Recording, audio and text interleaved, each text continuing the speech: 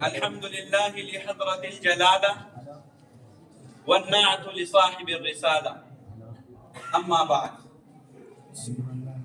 واجب الاحترام قابل صد احترام معزز مکرم ذی وقار اساتذہ اکرام حکم صاحبان اور میرے علمی ہم سفر ساتھیوں، جو میرے پیغمبر سے ملے ہیں ان کے 3 طبقے بنے ہیں۔ ایک طبقہ وہ ہے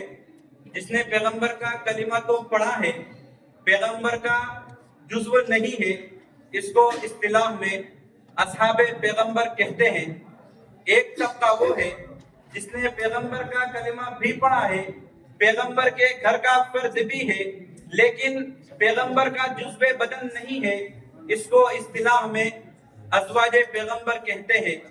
ایک طبقہ وہ ہے جس نے پیغمبر کا کلمہ بھی پڑھا ہے، پیغمبر کے گھر کا فرد بھی ہے، پیغمبر کا جزو بدن بھی ہے، اس کو اصطلاح میں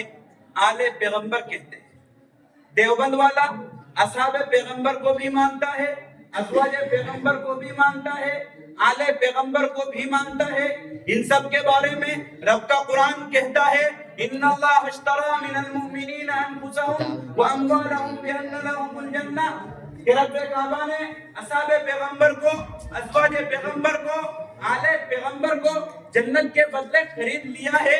وصف کیا ہے کہ ان کو جنت کے بدلے خریدا جا رہا ہے؟ رب کعبہ اس آیت کے اگلے ٹکڑے میں فرماتا ہے یقاتلون فی سبیل اللہ فیقتلون ویقتلون، کہ یہ اللہ کے راستے میں اللہ کے دشمنوں سے لڑنے کے لیے جاتے ہیں، لیکن اگر لڑتے ہوئے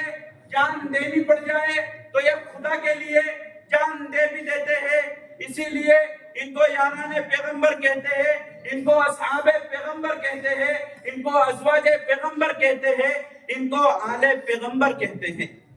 یہی وہ صحابہ ہے جنہوں نے جمال محمد کا دیدار کیا ہے، یہی وہ صحابہ ہے جنہوں نے رب کا دین پوری دنیا میں عام کیا ہے، یہی وہ صحابہ ہے جو نبی کے ہر ادا کے گواہ بنے ہیں، یہی وہ صحابہ ہے جنہوں نے میرے پیغمبر کی صحبت پائی ہے، یہی وہ صحابہ ہے جنہوں نے میرے پیغمبر کی امامت پائی ہے۔ اس لیے کہ میرے پیغمبر فاران کی چوٹی پر چڑھے ہیں، دیکھا صحابہ نے ہے، نبی بدر میں ہے، نبی احد میں ہے، نبی مکہ کی گلیوں میں ہے، نبی مدینہ کے کوچوں میں ہے، دیکھا صحابہ نے ہے۔ میرے پیغمبر پر آسمان سے قرآن اترا ہے، سارا کا سارا دیکھا صحابہ نے ہے۔ میرے پیغمبر کو دین بیان کرتے دیکھنے والے بھی صحابہ ہے، اس لیے کہ میرے پیغمبر کو بیان کرتے دیکھنے والے بھی صحابہ ہے۔ آج کا بے ایمان سوشل میڈیا پر بیٹھ کر صحابہ پر تبرہ کرتے ہوئے کہتا ہے کہ صحابہ ایمان والے نہیں تھے، نعوذ باللہ کہ سب کے سب صحابہ مرتد ہو گئے تھے، صرف 4 صحابہ باقی تھے۔ کائنات کے لوگوں سنو، خدا کی قسم کھا کر کہتا ہوں، اگر صحابہ ایمان والے نہیں تھے دنیا میں کوئی بھی ایمان والا نہیں تھا، بلکہ ایمان کا وجود ہی نہیں تھا۔ وہ تاریخ کی بات کرتے ہیں کہ تاریخ میں فلاں صحابی نے یوں کہا، فلاں صحابی نے یوں کہا۔ اگر یہ تاریخ میرے نبی کے یاروں کی تعظیم کرتی ہے تو عمر فاروق ایسی تاریخ کو سینے سے لگاتا ہے، پلکوں پہ سجاتا ہے، لیکن اگر یہ تاریخ میرے نبی کے یاروں کی تعظیم نہیں کرتی، اصحاب پیغمبر کی شان میں تنقیص کرے، میں نہیں مانتا اسی تاریخ کو جو اصحاب پیغمبر کو نہ مانے، میں نہیں مانتا اسی تاریخ کو جو سیدنا صدیق ابوبکر کو نہ مانے، میں نہیں مانتا اسی تاریخ کو جو سیدنا فاروق اعظم کو نہ مانے، میں نہیں مانتا اسی تاریخ کو جو سیدنا عثمان غنی کو نہ مانے، میں نہیں مانتا اسی تاریخ کو جو سیدنا علی المرتضیٰ کو نہ مانے۔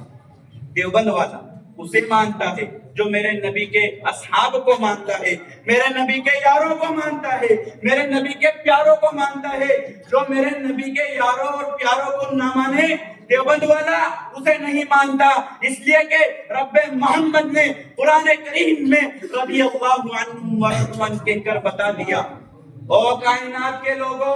او دنیا والوں، میرے پیغمبر کے صحابہ پر کچن مت پھینکنا، اس لیے کہ ان کو خدا کی رضا کی سند دنیا میں مل چکی ہے، وہ سب کے سب جنتی ہے۔ اس کے بعد اگر کوئی یہ کہتا ہے ابو بکر جنتی نہیں، عمر جنتی نہیں، خدا کی قسم کھا کر کہتا ہوں اگر ابو بکر جنتی نہیں، عمر جنتی نہیں، پھر جنت کا وجود ہی نہیں، اور جنت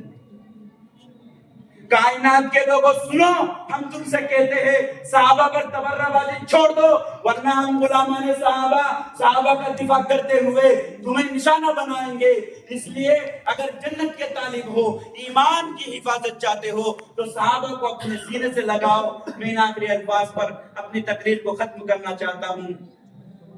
بڑی معتبر ہے جماعت صحابہ، ذرا پڑھ کے دیکھو حیات صحابہ، گویا کہ ہے باغ ارم میں اترنا، موضوع سخن ہے بات صحابہ۔ حقیقت تو یہ ہے اگر کوئی سمجھے ایک سے نبوت صفات صحابہ، وہ عابد و ساجد و زاہد صحابہ، میدانوں کے غازی مجاہد صحابہ، ملا ہے جو لاریب بے عیب ہم کو، ملا ہے جو لاریب بے عیب ہم کو، کلام مقدس بات صحابہ۔